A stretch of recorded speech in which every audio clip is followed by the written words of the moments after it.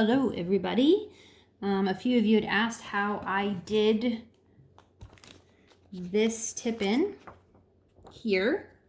So I decided to make a video and I'm going to do another one.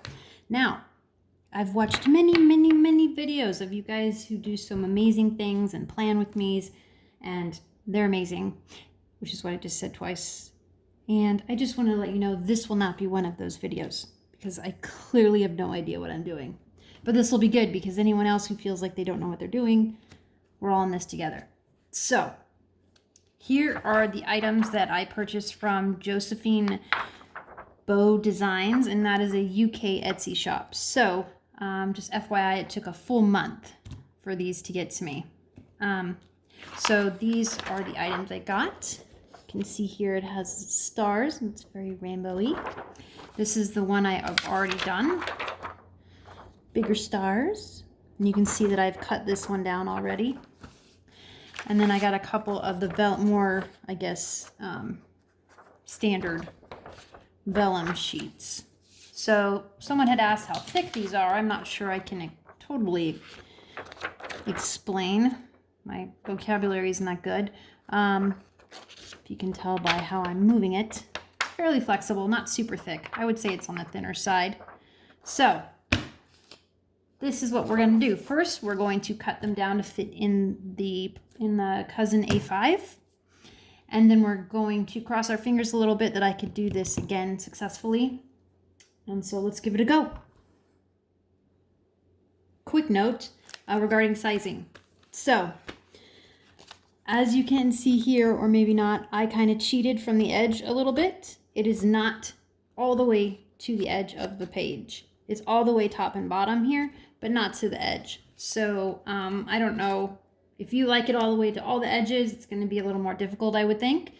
So when I cut it, I'm going to cut it a little bit in on the left and right edge. So that's what we're going to do. Hold on. So when I went to cut this the first time with the other tip-in, I realized that half of this sheet is just about the right width. So all I did, like so, like that, I just folded it in half and put a little crease right there. Bada boom, bada bing.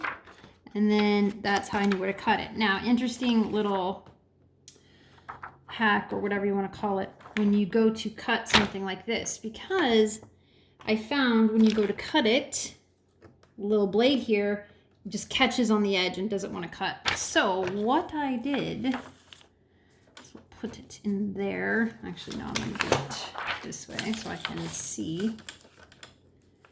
I'm going to stick it in there. So what I did, as you can see here, is I just pierced it somewhere on the line. Okay, pierced it somewhere and then made my way out. That way, boom, slides through like butter. Secret of the day.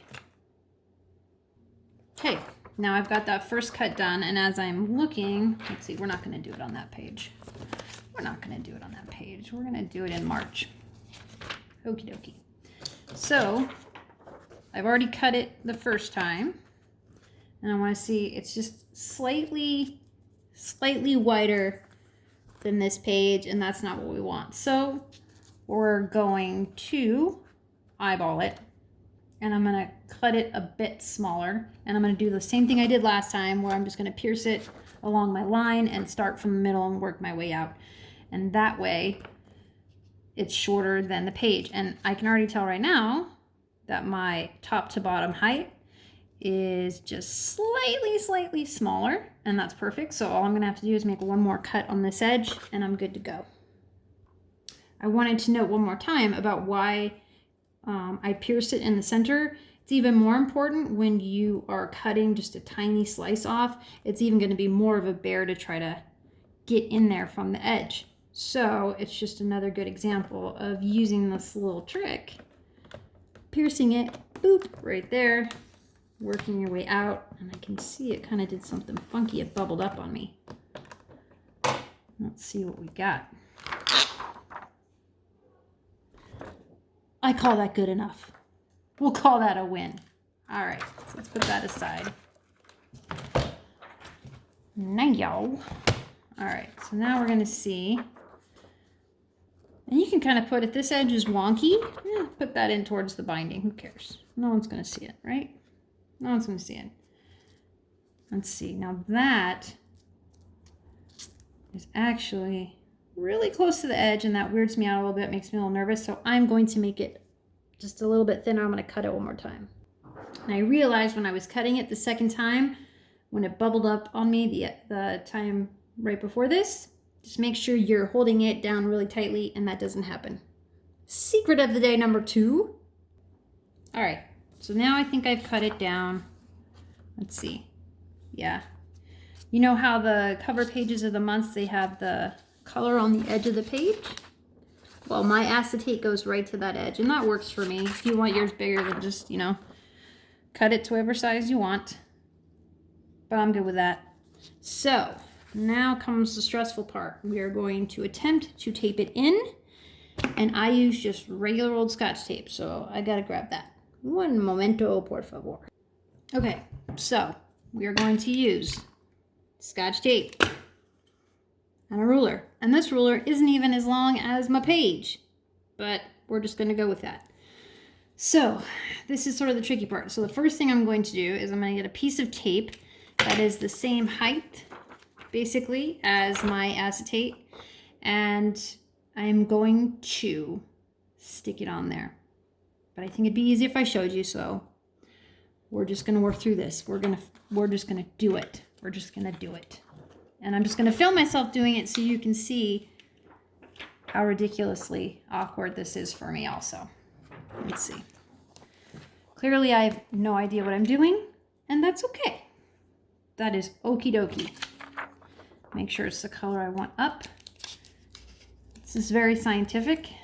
Eyeballing it yet again. And I think when I did this the first time, I have no idea what I'm doing. When I did this the first time, I may have made the tape a bit too long, and I just snipped it off the edge, the bit that was. So I am just sticking it on the edge of my sheet, and I'm trying to make it about half. So we've got it on the edge there, about halfway on, halfway off. So I'm going to turn it upside down, sticky side up, so I can push it down onto the acetate on that side.